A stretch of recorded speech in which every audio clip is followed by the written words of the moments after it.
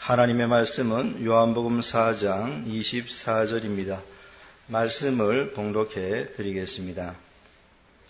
하나님은 영이시니 예배하는 자가 신령과 진정으로 예배할지니라. 아멘.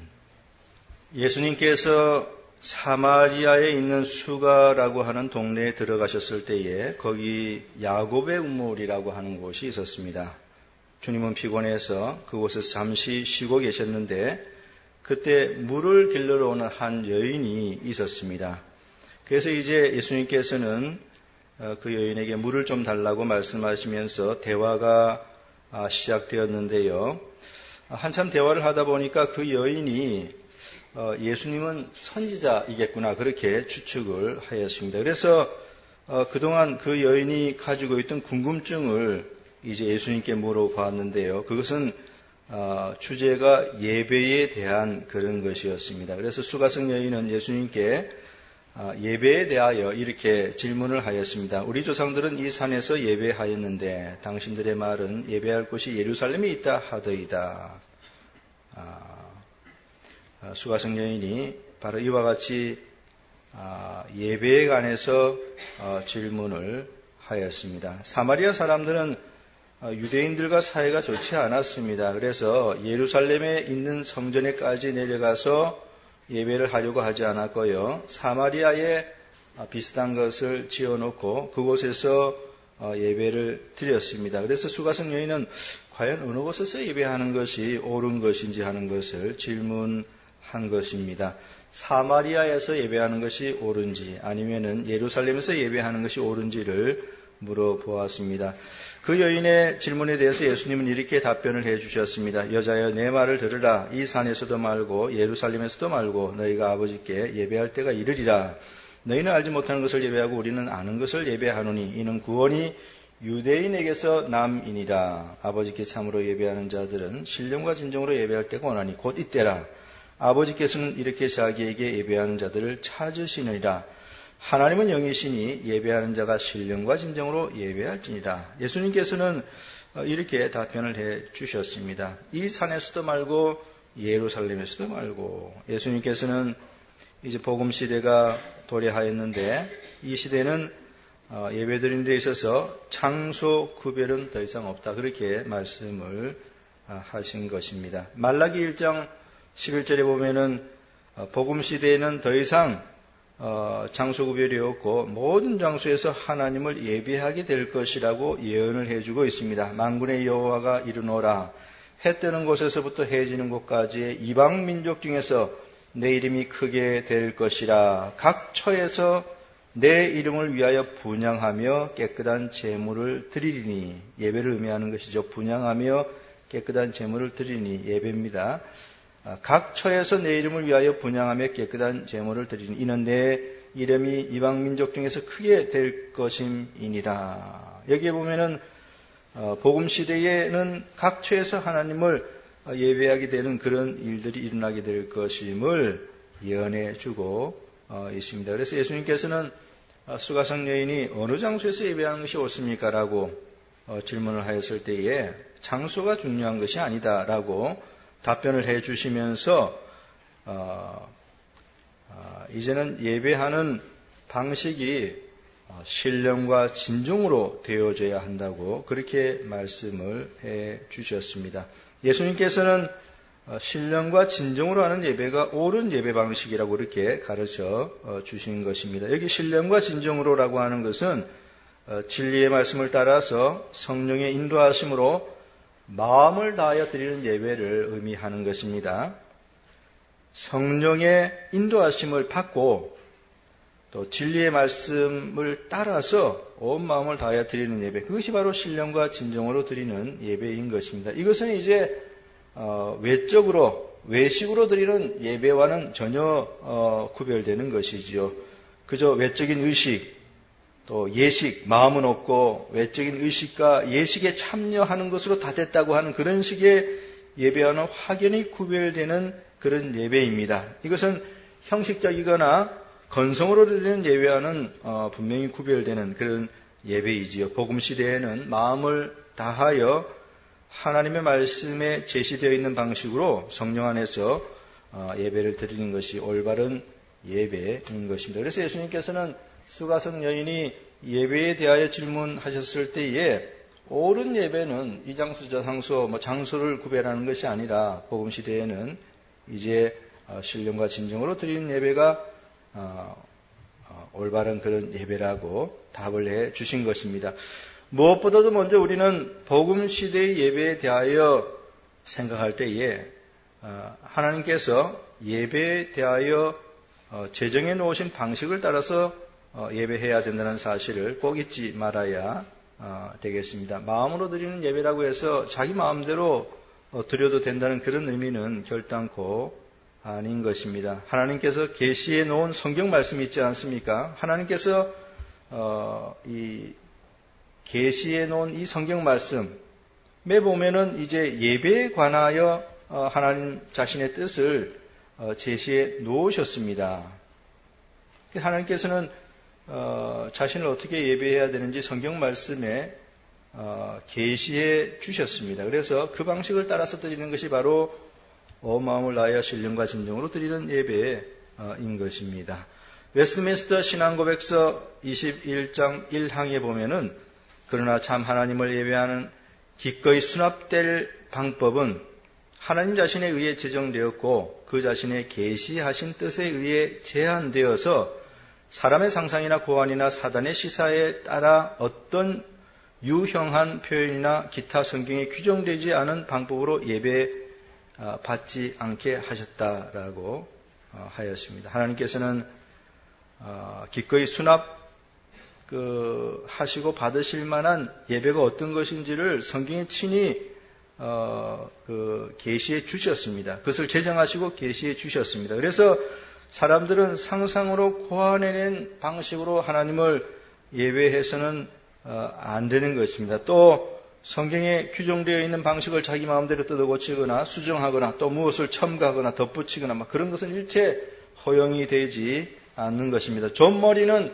올바른 예배가 무엇인지에 대해서 이렇게 말을 해주고 있습니다. 개혁주의 원리는 하나님을 예배하는 받으실 만한 방식은 하나님 자신에 의해 제정되며 그의 계시된 뜻에 의해 제한되어, 이거 성경 말씀에 제한된다는 것이죠. 그의 계시된 뜻은 성경 말씀입니다.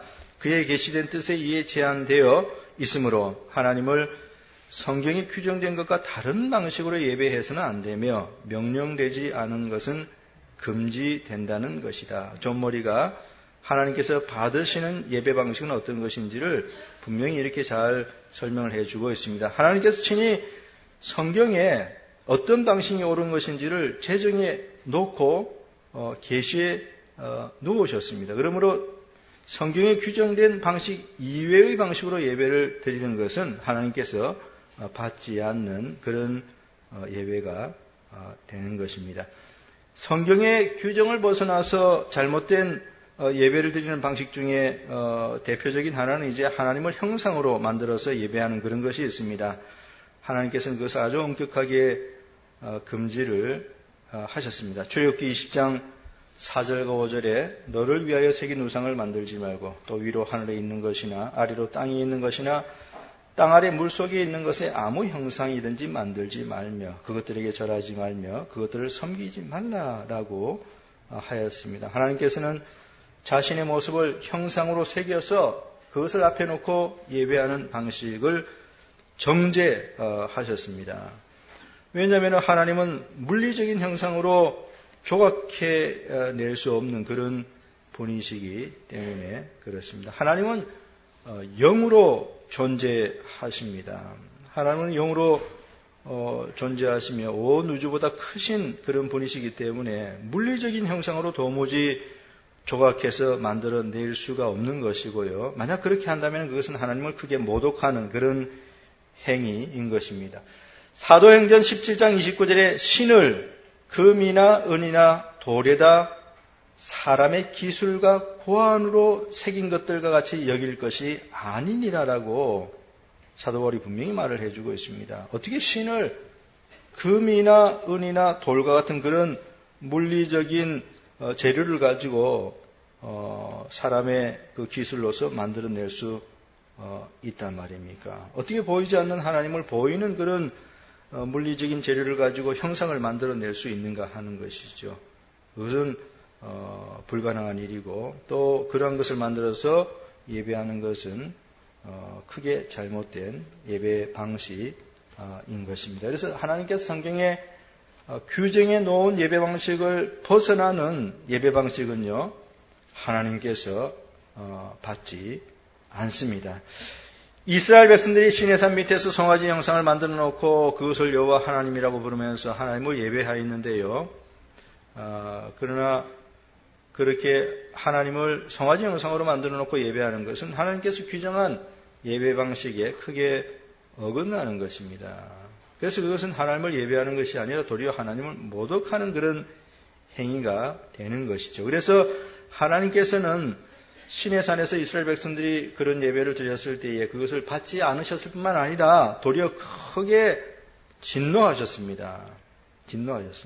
사람이 하나님을 예배한다고 그 예배를 하나님께서 다 기쁘게 받으시는 것이 아니라 잘못된 예배는 하나님께서 분명히 받지 않습니다. 마태복음 15장 9절에 사람의 계명으로 교훈을 삼아 가르치니 나를 헛되이 경배하는도다라고 말씀하셨습니다. 그러니까 이 말씀을 보면 헛되이 경배할 수도 있다는 사실을 우리가 알아야 됩니다. 우리가 올바른 지식이 없으면 하나님을 예배한다고 하면서도 실은 잘못 예배할 수도 얼마든지 있는 것입니다. 하나님께서는 어떠한 방식의 예배든지 무조건 다 받으시는 것은 절대로 아니고요. 반드시 하나님께서 받으시는 예배는 하나님께서 제정해 놓은 규정, 그게 바로 성경에 있지요. 성경은 하나님의 뜻이 기록된 것이지 않습니까? 그러니까 하나님의 뜻이 기록되었다는 것은 그 뜻 속에 하나님 자신을 어떻게 예배하라는 그것도 다 여기 기록되어 있거든요. 그러니까 성경에 있는 그 규정을 따라서 예배를 드릴 때 그 예배를 하나님께서 받으시는 것이죠. 그것은 곧 성령의 인도하심을 받으면서 진리의 말씀을 따라서 온 마음을 다하여 신령과 진정으로 드리는 예배인 것입니다. 예수님께서는 수가성 여인에게 복음 시대의 올바른 예배는 장소나 외적인 의식이나 또는 예식의 문제가 아니다라고 그렇게 가르쳐 주셨고요. 어느 곳에서나 예배할 수 있다. 단 신령과 진정으로 드려지는 예배가 올바른 예배라 그렇게 가르쳐 주셨습니다. 여자가 가로되 주여 내가 보니 선지자로소이다. 우리 조상들은 이 산에서 예배하였는데 당신들의 말은 예배할 곳이 예루살렘에 있다 하더이다. 예수께서 가라사대 여자의 내 말을 믿으라. 이 산에서도 말고 예루살렘에서도 말고 너희가 아버지께 예배할 때가 이르리라. 너희는 알지 못하는 것을 예배하고 우리는 아는 것을 예배하노니 이는 구원이 유대인에게서 남이니라. 아버지께 참으로 예배하는 자들은 신령과 진정으로 예배할 때가 원하니 곧 이때라. 아버지께서는 이렇게 자기에게 예배하는 자들을 찾으시느니라. 하나님은 영이시니 예배하는 자가 신령과 진정으로 예배할지니라. 너희가 아버지께 예배할 때가 이르리라. 그렇게 말을 했고요. 신령과 진정으로 예배할 때가 원하니라고 말을 했습니다. 여기 때라고 이야기를 했는데 이거 복음 시대를 의미하는 것입니다. 예수님께서는 복음 시대에는 전혀 다른 그런 그 외적인 것이 아니라 마음을 다하여 신령과 진정으로 드리는 그 예배가 옳은 것이라고 그렇게 가르쳐 주신 것입니다. 마음을 다하는 것은 예배에 있어서 가장 중요한 요소입니다. 왜냐하면 하나님께서는 사람의 마음을 보시기 때문에 그렇습니다. 그래서 외식적인 마음으로 예배를 드린다면 하나님께서 그 마음을 다 아시기 때문에 그 예배를 거절하시는 것이죠. 바리새인들이 예수님으로부터 질책을 받았던 이유는 바로 외식 때문이었습니다. 그들은 외식적으로 예배하고 기도하였죠. 그러니까 예수님께서 그들의 마음을 아시고 그들을 책망하셨던 것입니다. 그러니까 외식적으로 드리는 예배는 신령과 진정으로 드리는 예배와는 전혀 다른 것입니다. 수가성 여인이 어떤 장소에서 드리는 예배가 옳은가 그렇게 질문하였을 때에 예수님께서는 장소가 중요한 것이 아니라 그렇게 말씀하시면서 중요한 것은 마음이라고 그렇게 했습니다. 그러므로 외식적으로 예배를 드리는 것은 신령과 진정으로 예배를 드리는 것이 아니죠. 신령과 진정으로 예배를 드린다는 것은 성령의 인도하심을 따라서 진리 안에서 온 마음을 다하여 드리는 그 예배인 것입니다. 바로 그것이 올바른 예배이고 그런 예배를 하나님께서 받으시는 것이죠. 사랑하는 성도 여러분, 여러분은 하나님을 올바로 항상 예배하고 있습니까? 여러분의 예배 방식은 성경에 규정된 방식인가 하는 그런 질문도 또한 드립니다. 여러분은 신령과 진정으로 하나님을 예배하고 있는가 하는 것입니다. 우리가 신령과 진정으로 하나님을 반드시 예배해야 하는 이유는 하나님은 영이시기 때문에 그렇습니다. 그래서 오늘 본문에 보면은 하나님은 영이시니 이렇게 말씀하셨고, 그래서 예배하는 자는 반드시 신령과 진정으로 예배해야 된다, 그렇게 말씀을 하셨습니다. 우리가 신령과 진정으로 하나님을 예배해야 되는 이유는 하나님은 영이시기 때문에 그렇습니다. 이 사실을 우리가 절대로 잊어서는 안 되겠습니다. 하나님은 영이시기 때문에 우리는 마음으로 하나님을 예배해야 됩니다. 하나님은 영이시기 때문에 우리는 성령의 인도하심과 진리의 말씀을 따라서 하나님을 예배해야 합니다. 하나님에게는 물리적인 부분이라고 하는 것이 없습니다. 우리는 영혼과 육체를 가진 그런 존재이지요. 다시 말하면 영적인 부분과 물리적인 부분이 결합되어 있는 그런 존재입니다. 우리는 영혼을 가지고 있지요. 영혼은 영적인 그런 영으로 있는 것이죠. 보이지 않습니다. 또한 우리는 보이는 육체도 가지고 있습니다. 그 영과 육체가 기묘하게 결합되어 있는 게 바로 우리 존재이지요. 그러나 우리 하나님은 순전히 영으로만 존재하시고 하나님에게는 육체라든지 또는 물리적인 그런 부분이 없습니다. 그래서 사람들의 눈에 하나님은 보이지 않지요. 디모데전서 6장 16절에 오직 그에게만 죽지 아니함이 있고 가까이 가지 못할 빛에 거하시고 아무 사람도 보지 못하였고 또 볼 수 없는 자신이 그에게 존귀와 영원한 능력을 돌릴지어다. 아멘이라고 하였습니다. 하나님은 아무 사람도 보지 못하였다라고 하였습니다. 왜 그렇습니까? 영으로 존재하시는 분이시기 때문에 그렇습니다. 그렇기 때문에 영으로 존재하시기 때문에 그 하나님을 예배하는 그 방식은 반드시 신령과 진정으로 예배해야 되고, 그것이 바로 하나님께서 받으시는 그런 예배가 되는 것입니다. 하나님께서는 성경에 규정된 영적인 요소들을 가지고 예배할 때 이제 그 예배를 받으시는 것이죠. 하나님께서는 마음을 다하여 드리는 예배를 받으십니다.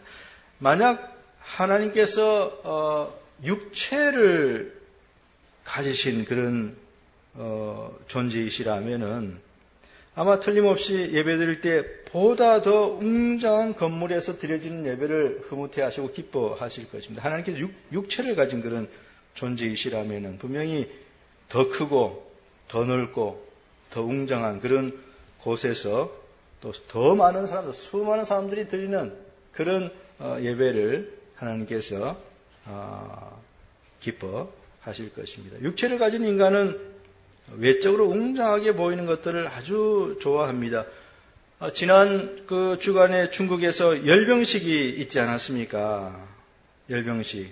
뉴스로 보셨죠? 거기에 많은 군인들과 최첨단 무기들이 동원되어 가지고 아주 대단히 웅장했습니다. 그것을 천안문 성루에서 내려다보는 권세자들은 대단히 흐뭇해하고 있는 것을 이제 우리가 보았는데요. 육체를 가진 인간은 항상 그렇게 웅장한 것들을 대단히 좋아하고 흐뭇해합니다.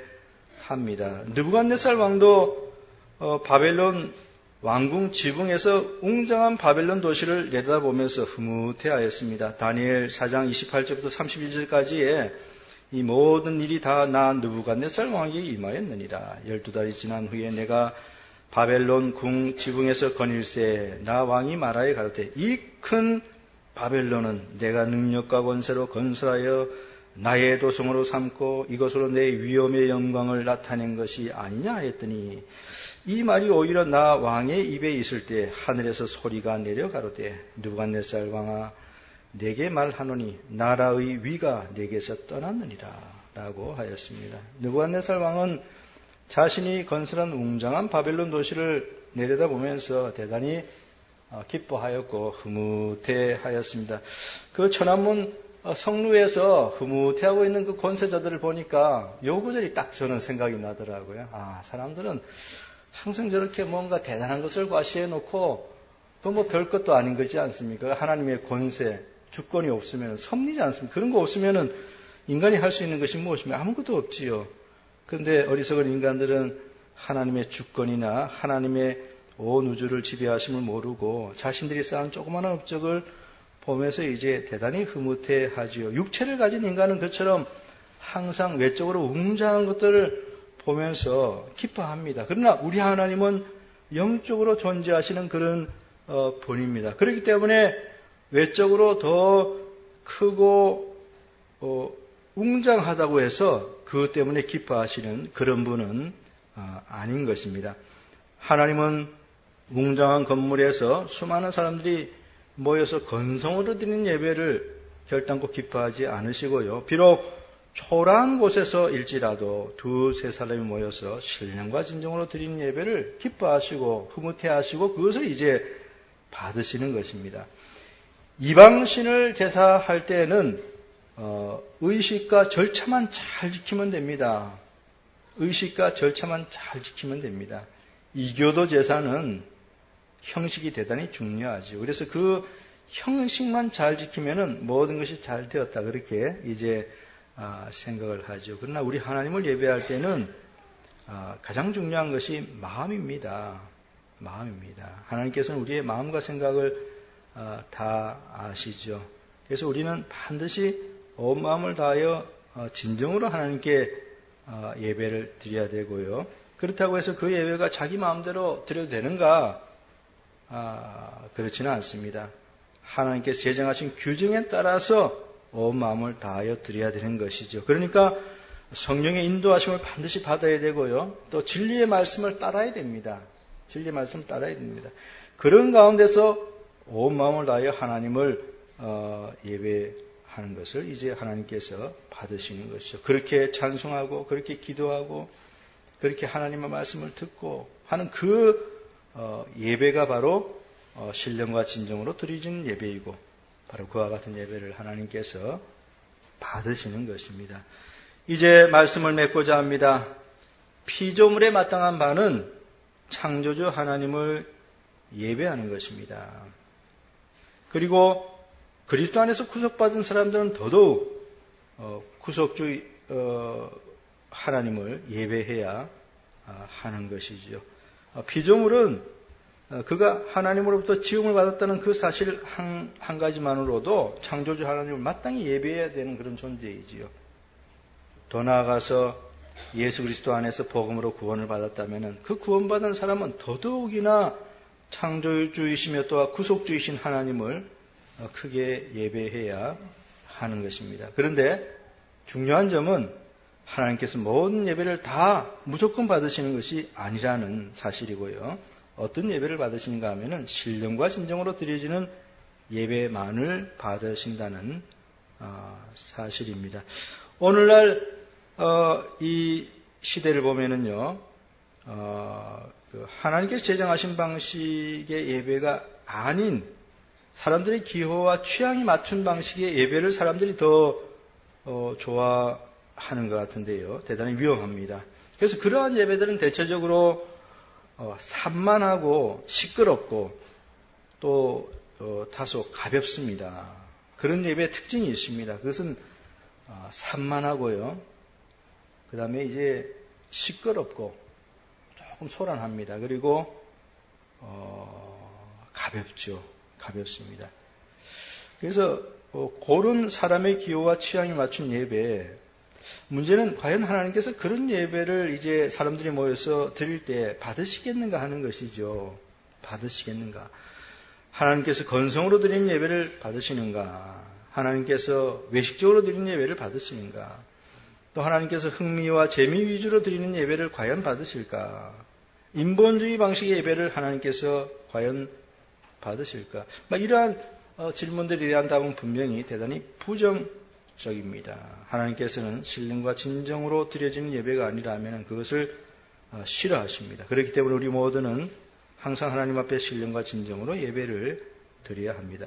신령과 진정으로 예배를 드린다는 것은 성령의 인도하심을 따라서 진리의 말씀 안에서 온 마음을 다하여 드리는 그런 예배인 것입니다. 하나님은 영으로 존재하시는 분이시기 때문에 우리들도 영으로 하나님을 예배해야 되는데, 영으로 예배해야 한다는 것이 바로 신령과 진정으로 예배하는 것이고, 또 하나님께서 뜻하시고 제정하시고 규정해 놓으신 그 성경 말씀 안에 있는 그 방식을 따라서 예배해야 하는 것입니다.